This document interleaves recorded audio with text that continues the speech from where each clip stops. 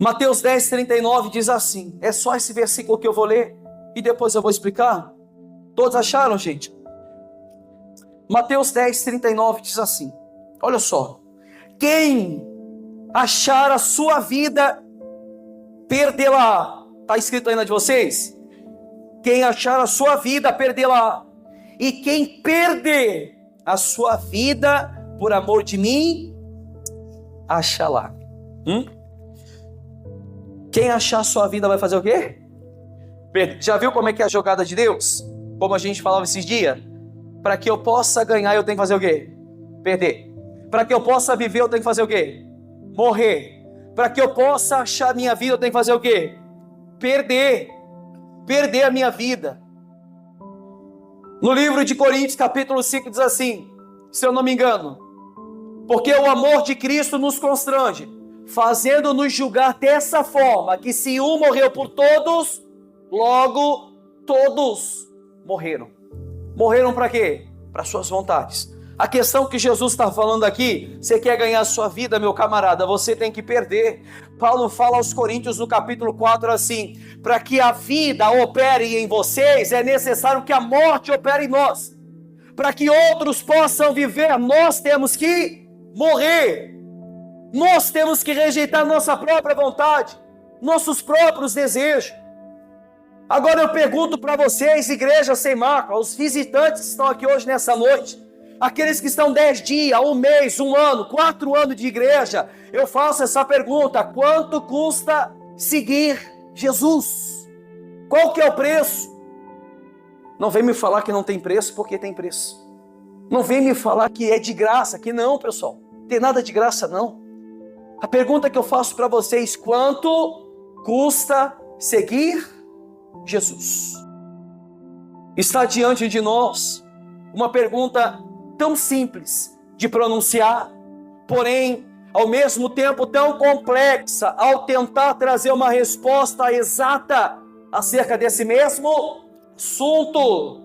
A pergunta é, que eu te faço agora, o quanto nós estamos dispostos a renunciar a nossa própria vida para conquistar aquilo que é dado por Cristo? O quanto nós estamos dispostos? Como já falamos em algumas pregações, a salvação ela é pela graça e não de graça. Ela é pela... O que é que significa a palavra graça? Salvação não é uma dádiva sem merecimento. Nós não merecíamos. Então, graça, salvação não merecida. Eu não merecia estar aqui, mas eu preciso pagar um preço. Pastor, Jesus pagou o preço. Pagou. Nós somos salvos pelo que nós fizemos? Não. Eu sou salvo por estar todo dia no culto? Eu sou salvo porque eu sou pastor? O senhor é salvo por ser auxiliar? Os obreiros? Os membros são salvos por ser membro? Você é salvo, sabe por quê? Porque a Bíblia diz assim, que antes de todas as coisas serem criadas, o nome dos salvos já estavam escrito no livro da vida. Antes de todas as coisas. A Bíblia diz que antes de Jacó e Esaú ter nascido, antes de ter feito o bem e o mal, o próprio Deus já escolheu. Jeremias fala assim para Deus, Senhor, como poderei eu, sendo uma criança? Jeremias capítulo 1, como pode eu, sendo uma criança, pregar para esse povo? Deus fala assim, Jeremias, antes de tu ser gerado, eu te chamei. Antes de a tua mãe ter formado na madre, eu te escolhi. Antes de todas as coisas, Jeremias. Então, como falamos, algumas pregações, a salvação é pela graça, e não é de graça, porém, ela nos custa muito caro, muito caro. Deus nos ensina que a vida eterna é um dom gratuito de Deus. Jonas capítulo 2, versículo 9 diz que a salvação pertence a Deus, pertence ao Senhor. Apocalipse capítulo 7, versículo 10 diz que ao nosso Deus que está sentado no trono e ao Cordeiro pertence a salvação. No livro de Efésios capítulo 2 versículo 8 diz que Pela graça nós somos salvos mediante a fé em Cristo Jesus. Isso não vem de vós, é dom de Deus, não vem das obras, para que homem nenhum se glorie por elas. Entre outros versículos que nos revelam que salvação não vem do que fizemos e nem do que nós oferecemos. No entanto, a gratuidade dessa dádiva muitas vezes nos custa algo importante. A renúncia do pecado, o abandono de nossos próprios caminhos e uma entrega total e completa a Cristo. Renunciar a tudo que nos afasta dele pode ser desafiador. Pode ser desafiador, pode ter certeza disso. Mas é o preço que a gente paga pelo presente incomparável da vida eterna em Cristo Jesus, o nosso Senhor. Eu quero explicar para você a respeito de um livro que eu li muito bom. Infelizmente esse pastor caiu, pastor Steve Lonso. Eu quero mostrar através dessa história o que é uma gratuidade da graça. A salvação pela graça, mas não é de graça. A salvação por Cristo, mas nós temos que lutar. Amém? Eu gosto de explicar a graça de Cristo como um exemplo de vida de um grande pastor, Steve Lonso. Caiu agora, recente, acabou traindo a esposa, uma menina de 25 anos, um pastor que tem aí já os seus 70 e poucos anos, 80 e poucos anos, não sei. Mas um pastor que é referência no mundo inteiro. Eu vou dizer para vocês, mas eu fechei a porta do meu quarto e eu chorei muito quando ele caiu. Foi como se eu tivesse perdido um ente querido da minha família, porque era alguém que meu Deus, gostava muito das pregações, pregou muito no ministério do Calvário, Aliança do Calvário do pastor Paulo Júnior. Ele é americano e eu gosto de usar o exemplo dele, explicar o que é a gratuidade da graça. Esse pastor, ele era presidente do ministério One Passion, ou seja, uma paixão, ou a Trinity Church, que é a igreja da Trindade, praticamente. Quando ele recebeu uma bolsa de estudo para jogar futebol na Universidade do Texas, Steven, ele recebeu tudo gratuitamente, tudo de graça. Ele foi chamado para jogar futebol. E ele, por ser chamado, ele tinha tudo de graça. Tudo que ele iria receber iria ser de graça. As mensalidades da universidade seria de graça. O quarto seria de graça, o quarto de hotel de graça. As refeições de graça. Os professores de graça. Os cursos extras de graça. Tudo pago, praticamente durante 4 anos, que é o contrato. Quando ele assinou o contrato, ele não percebia que aquilo que ele estava fazendo lhe custaria tudo. Lhe custaria tudo. Amém? Agora ele precisava treinar 2 vezes por dia no sol escaldante do Texas. Agora ele aprendeu a luta corporal, corrida de velocidade, exercícios intensos de agilidade e força, levantamento de peso, programas de resistência física, entre outros programas. Ele assina um contrato, tem tudo de graça, mas enquanto os outros aproveitavam, ele não podia sair, tinha que estar treinando debaixo do sol, não podia comer o que ele queria, porque a comida dele, a refeição dele tinha que ser refeições preparadas por pessoas adequadas para isso. Então Steven tinha que estar rigorosamente nas reuniões, fora e dentro do campo da universidade, tinha que frequentar as aulas, tinha que frequentar a igreja local, em outro sentido da palavra. Steven era de propriedade da Universidade do Texas. Então a educação gratuita que ele recebeu lhe custou tudo o que ele tinha. Custou tudo. Ele não era mais dono da sua própria vida, dos seus horários, nem da sua comida.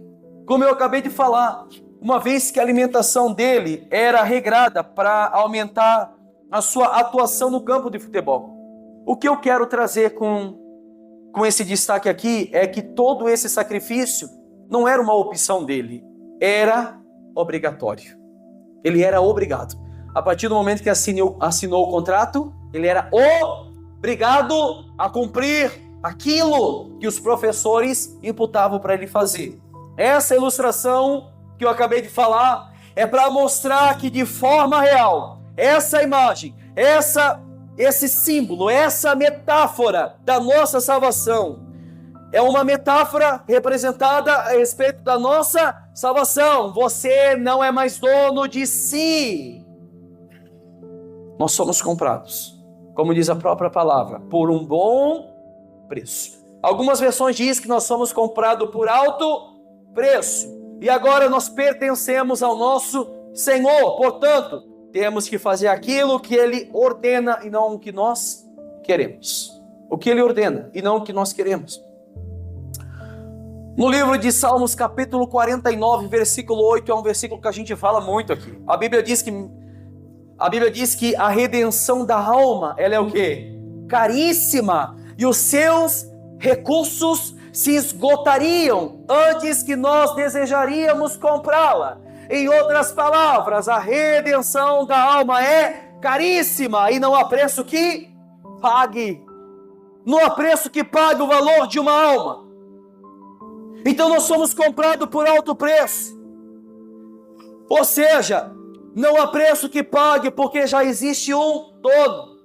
No livro de 1 Coríntios 6,19 diz que o nosso corpo é templo do Espírito Santo, que habita em vós, proveniente de Deus. E a parte final que ele fala, que talvez você não sabe. Ele diz assim: e que vocês não pertencem mais a vocês mesmos. Vocês não pertencem mais a vocês? O que Paulo está falando para Coríntios? Capítulo 6, 19. Vocês não sabem que o corpo de vocês é templo do Espírito Santo e ele habita em vocês? E o corpo de vocês é proveniente a Deus, ou seja, é dele. Vocês não se mandam mais, vocês não pertencem mais a vocês mesmos. Ao mesmo tempo que a graça é oferecida gratuitamente, o custo de seguir a Cristo tem um alto preço, um preço muito caro. Ela exige uma vida de abnegação, morte do seu eu, a mortificação da carne, uma submissão a Cristo, sacrifício pelo reino de Deus, muitas adversidades na vida, perseguições pelo mundo, tribulações, rejeição, perda de amigos e por fim, até em alguns casos, que nós pregamos esses dias agora a série, martírio e até morte. Seguir a Cristo é uma jornada para toda a vida, com alto preço. Amém? Eu digo para vocês, seguir a Cristo, meu camarada, vai custar muito. Vai te custar o seu antigo estilo de vida. Seguir a Cristo você vai ter que abandonar seus pecados passados. Vai te custar uma vida de conforto, de coexistência com esse mundo. Quem aqui quer deixar o conforto de lado, meu Deus do céu, para seguir a Cristo? Vai te custar velhos hábitos, velhas associações. Vai te custar desistir de tudo. Vai te custar tempo, vai te custar tesouros, vai te custar sofrimento, porque você quer se identificar com Ele, com Cristo. No livro de Filipenses, capítulo 3, versículo 7, Paulo diz declaradamente que o que para ele era ganho, ele reputou como perda. O que para mim era ganho, eu reputei como perda por causa de quem? De Cristo. Paulo disse assim: aquilo que eu achava que era ganho, eu reputei, eu perdi. Eu deixei tudo de lado. Por causa de quem? De Cristo. Ele continua dizendo que na verdade tenho também por perda todas as coisas pela excelência do conhecimento de Cristo Jesus, meu Senhor, pelo qual sofri perda de todas as coisas, as quais eu considero hoje como esterco. Algumas versões dizem que eu considero como escória, como refúgio, para ganhar a Cristo e ser achado nele. Quem era Paulo? Fariseu de fariseu. Paulo era discípulo de Gamaliel, um homem, referência, professor de professor, sentava aos pés de Gamaliel para aprender. Um homem que era referência onde ia. Paulo disse assim: tudo isso eu considero como refúgio, como esterco, como lixo, somente para ganhar a quem? A Cristo. A gente pode ter uma breve explicação do que é entrar no reino dos céus também. E tudo que eu estou falando para vocês aqui, eu estou falando baseado na palavra. E eu quero que vocês cheguem em casa e vejam se o que eu estou falando está certo ou errado. E eu tenho certeza do que eu estou falando. Muitas das vezes eu não estou nem explicando, só estou lendo o texto. Amém? Então a gente pode ter uma breve explicação do que é entrar no reino dos céus através da parábola do tesouro escondido, que está escrito no livro de Mateus. No Evangelho de Mateus, capítulo 13, 44, que diz que o reino dos céus é semelhante a um tesouro escondido num campo que um homem achou. Ele achou, depois que ele fez, escondeu novamente. E quando ele esconde, ele faz o quê? Vai, vende tudo que tem para ficar somente com aquele tesouro. Esse homem fez o quê? Achou o tesouro. O que é o tesouro?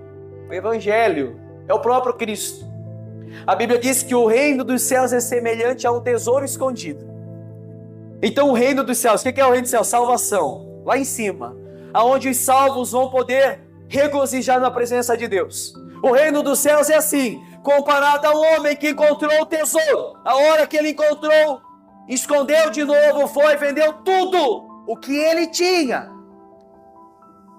Poderia ter muitas coisas de valor, mas a Bíblia diz que ele vendeu tudo que tinha para ficar somente com o tesouro.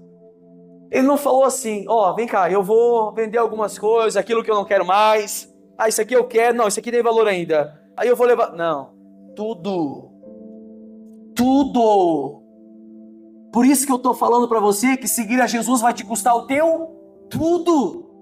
Não metade, não alguns dias, não meia hora de oração durante um mês, não você chegar no culto só quando dá, quando não tem nada para fazer, não. Seguir a Cristo vai custar a sua própria vida.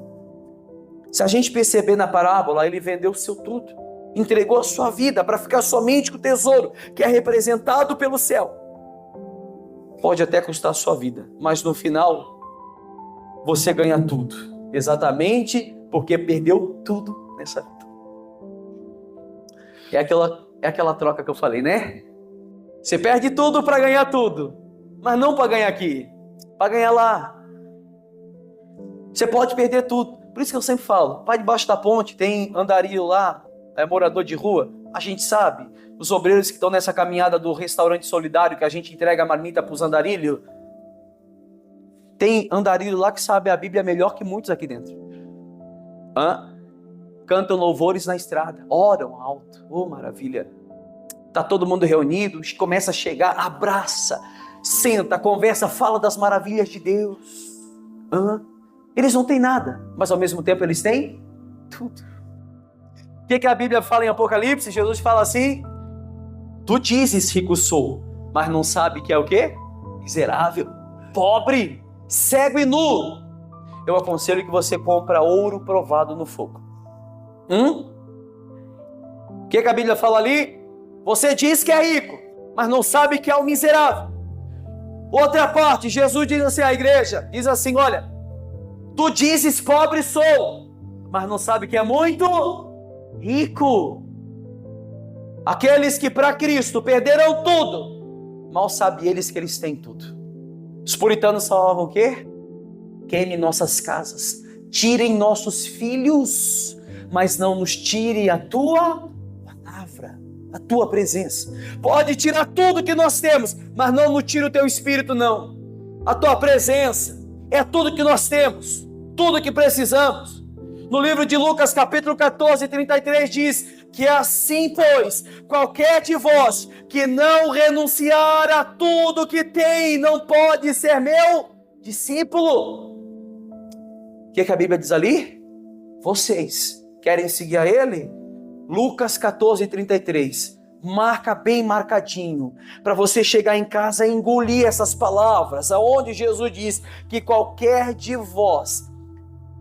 um de vocês, que não renunciar às suas próprias vontades, à sua vida, se vocês não renunciar a tudo o que tem, não pode ser meu discípulo. Não pode. Possível. Você não pode trocar a Cristo com trabalho. Você não pode trocar a Cristo com família. Você não pode trocar a Cristo com marido, com esposa, com filho. Você não pode ser discípulo dele quando essas coisas estão acima dele. Não pode. A palavra mesmo fala isso. O custo é o seu tudo e não só metade. Por isso que vos digo que quão difícil entrará no reino dos céus aqueles que não se esforçam para entrar na porta estreita. Livro de Lucas, capítulo 13, 24 diz: porfiai por entrar na porta estreita, porque eu vos digo que muitos procurarão entrar e não poderão. Não vai poder. Porfiai por entrar na porta estreita. Porfiai. O que significa a palavra porfiai, pastor? A palavra porfiai no grego, como assim traduzida no Novo Testamento, o original do Novo Testamento, que fala no grego agonizomai, significa esforçar-se com zelo intenso. Não somente se esforçar com zelo, mas um esforço com zelo intenso, lutar para obter algo. Então a Bíblia está falando, vocês têm que lutar, se esforçar com intensidade para entrar na porta estreita. Porque largo é o caminho que leva à perdição, e muitos hão de entrar por ele. Ou seja, o que é de graça recebido, precisamos com muito esforço conquistar através de muita luta, muita violência. Violência não é contra o próximo, é contra si mesmo. Se você ler no livro de Mateus capítulo 11, versículo 12, diz que desde os dias de João Batista até agora se faz violência ao reino dos céus, e pela força se apoderam dele. Desde o dia de João Batista até os dias de hoje se faz violência pelo reino dos céus. Para entrar no reino é com esforços, com violência, com muita luta, com muito joelho no chão, com muito choro, com muita angústia. Ou seja, em outras palavras, o reino dos céus é tomado por esforços, e somente os que se esforçam vão conquistar. Somente isso. A gente pode observar o exemplo da história do jovem rico no livro de Mateus 19, por favor, acha aí. Você está em Mateus? Mateus 19, 16. Olha só. Mateus 19, 16. Todos acharam? O jovem rico, que diz assim: e eis, olha, presta muita atenção, por favor. Isso aqui é uma imagem de alguém que aparentemente é salvo, tá? E eis que aproximando-se dele, um jovem disse-lhe: bom mestre, o que farei para conseguir a vida? Ou seja, o que eu posso fazer para ser salvo? O que eu posso fazer para subir? Para estar junto com o Senhor? Jesus disse: por que me chamas de bom? Não há bom senão um só, que é quem? Deus. Aí Jesus fala para ele: se queres, porém, entrar na vida, guarda os mandamentos. É simples até aí, é ou não é? Disse ele: quais? E Jesus disse: não matarás, não cometerás adultério, não furtarás, não dirás falsos testemunhos, honra teu pai e a tua mãe, amarás o teu próximo como a ti mesmo. Só que esse jovem rico disse: tudo isso eu tenho guardado desde a minha mocidade, desde quando eu era pequenininho. E ele pergunta para Jesus, olha o que ele pergunta para Jesus: o que me falta ainda? Pergunta interessante, né? Um homem que conhece a palavra, alguém que é entendido da Torá, entendido do Pentateuco, alguém que conhece os 10 mandamentos, o Decálogo, alguém que sabe tudo de Bíblia. Alguém que talvez estudou o período intertestamentário, conhece tudo. O que me resta ainda, Jesus? O que me resta ainda, Senhor? Disse-lhe Jesus, 21. Se você quiser ser perfeito, vai, vende algumas coisas que você tem. Não está algumas coisas? Vende o quê? Fala comigo assim, tudo. Vende o quê? Tudo o que tens, dá aos pobres e terás um tesouro no céu. E vem e me segue. E o jovem, ouvindo essa palavra, retirou-se triste porque possuía muitas propriedades. Possuía muitas propriedades, muita riqueza. Olha para cá um minutinho.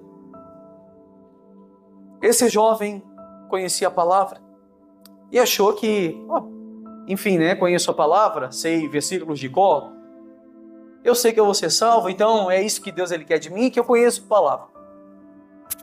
Aí ele chega para Jesus: o que eu tenho que fazer para herdar a vida eterna? Conhece os mandamentos? Conheço. Primeiro ele perguntou qual deles. Não matarás, não cometerás adultério, não proferás falso testemunho, amarás o teu próximo como a ti mesmo, honrarás teu pai e tua mãe. Senhor, calma, tudo isso eu já tenho guardado desde a minha mocidade. Desde quando eu era pequenininho, desde quando eu era criança, meus pais já ensinavam isso para mim. O que me resta? Eu imagino aquela pergunta sarcástica: o que me resta ainda, Jesus? Achando assim, não, meu filho, resta mais nada não, então já está tudo certo, você conhece? Então só vem e me segue, você vai ser um discípulo. Não.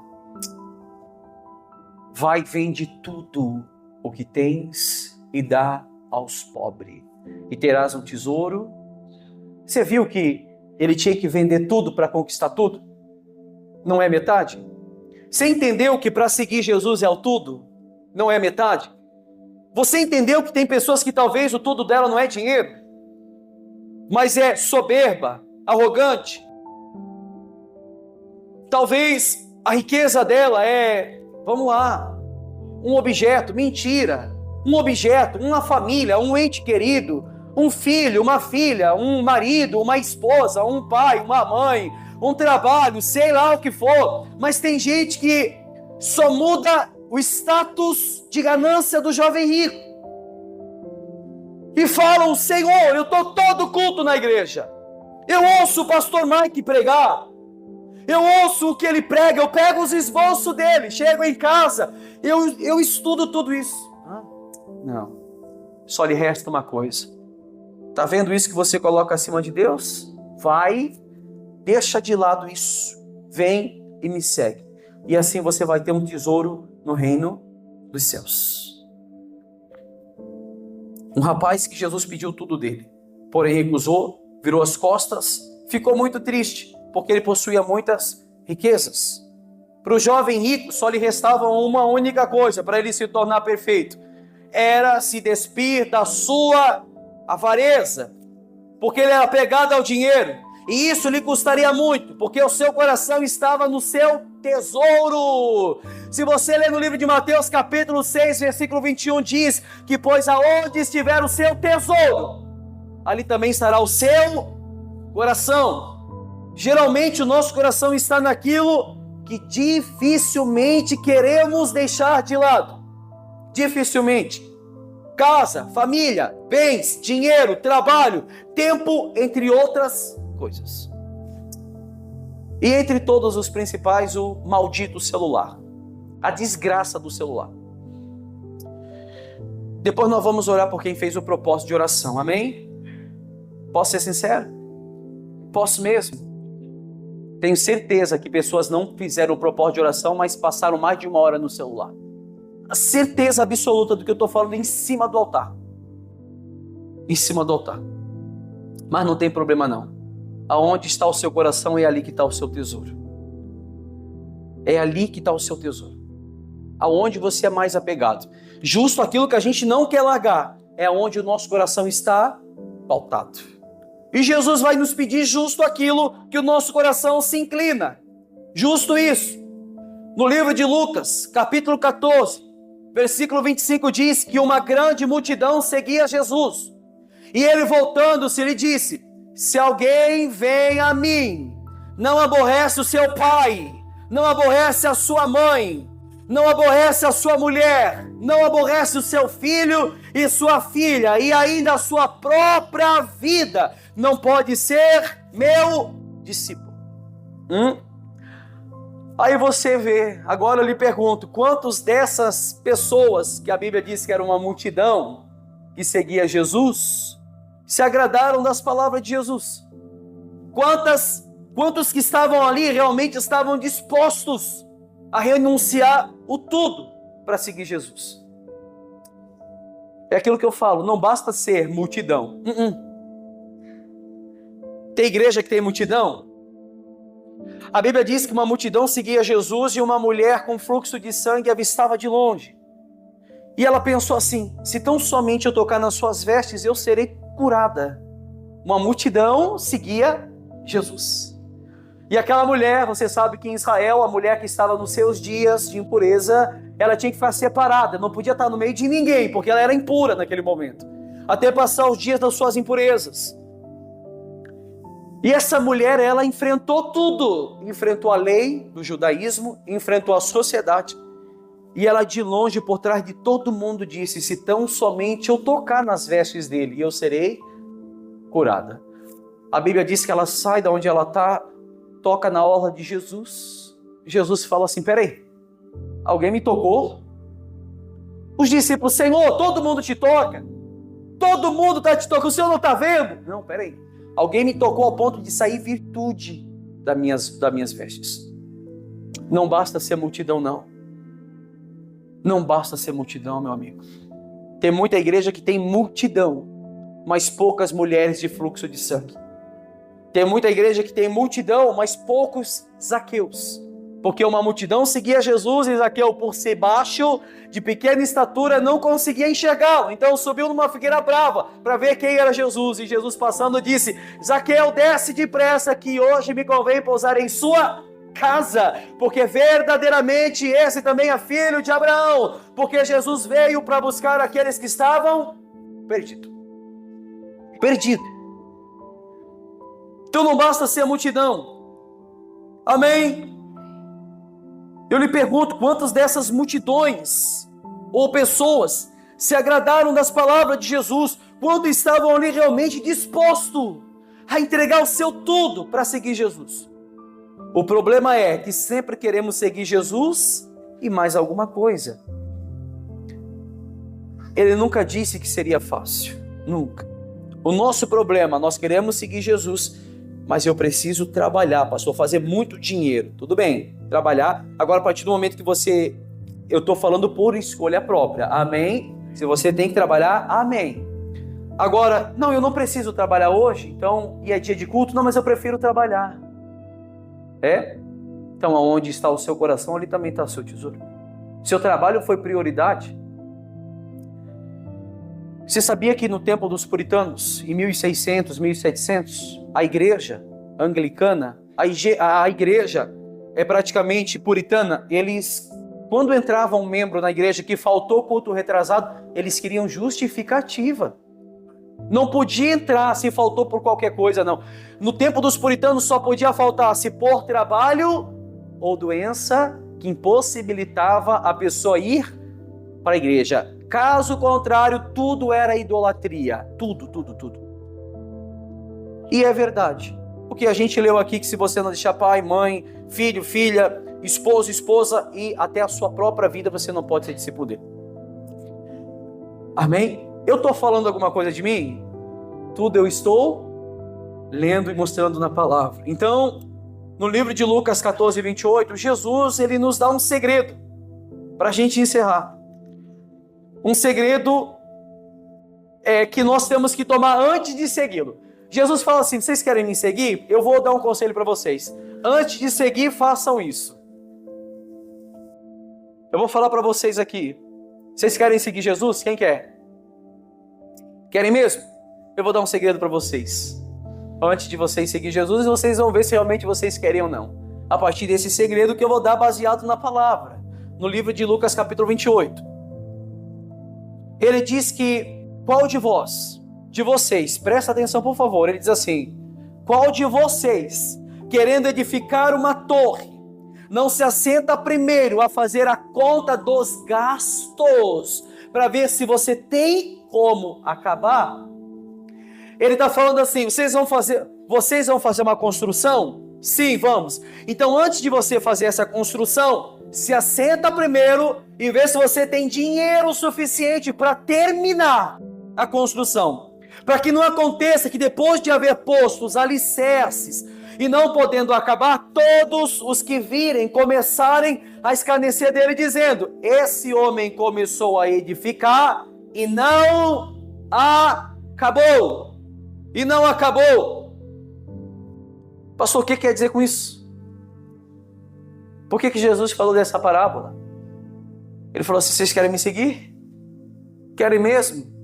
Antes de me seguir, sentam e vejam se vocês realmente estão dispostos a largar tudo aquilo que eu acabei de apresentar para vocês. Tudo. Pastor, eu não tenho como, eu preciso pagar a dívida, então eu tenho que trabalhar. Pastor, eu tenho que visitar amigo, é dia de culto, mas tem um amigo que eu não vejo há muito tempo. Mas também tem um amigo que talvez você também não vê há muito tempo.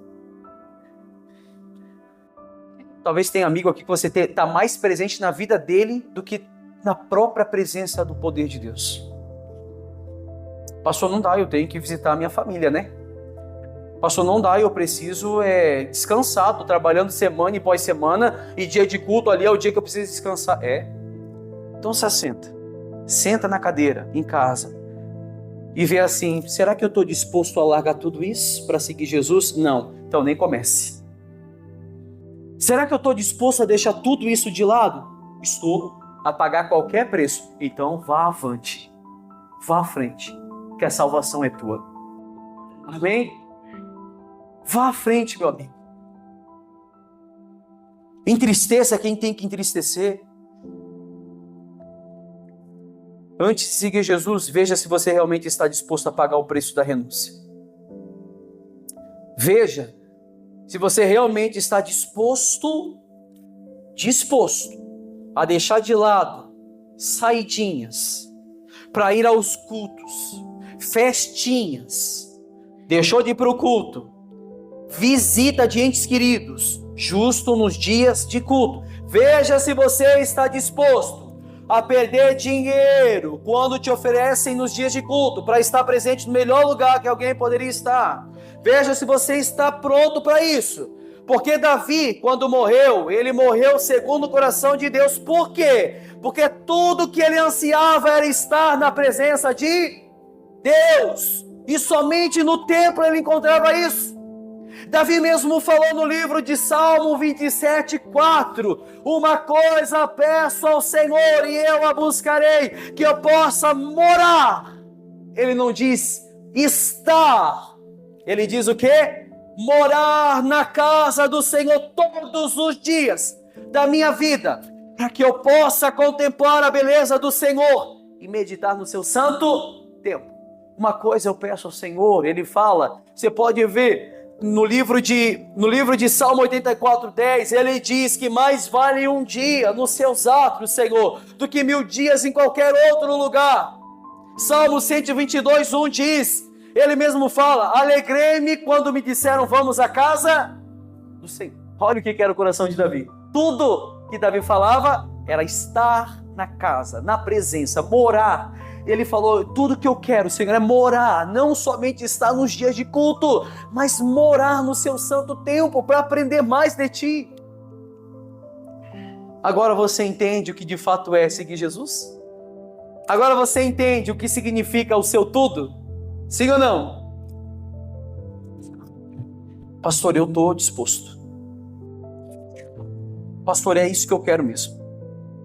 disposto a rejeitar até a minha própria vida, minha própria família, meu próprio marido, minha própria esposa. Eu estou disposto a tudo. Então vai nessa tua fé que Deus é contigo.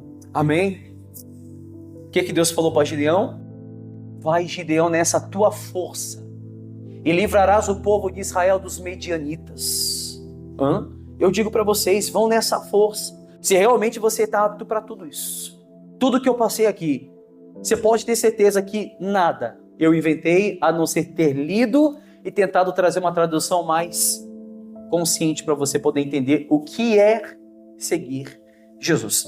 A próxima pergunta eu posso fazer para você: você segue Jesus? Aí você vai pensar muito bem se realmente você segue, olhando para tudo que foi pregado hoje. Amém? Vamos ficar de pé. Aplauda Jesus bem forte, ele merece.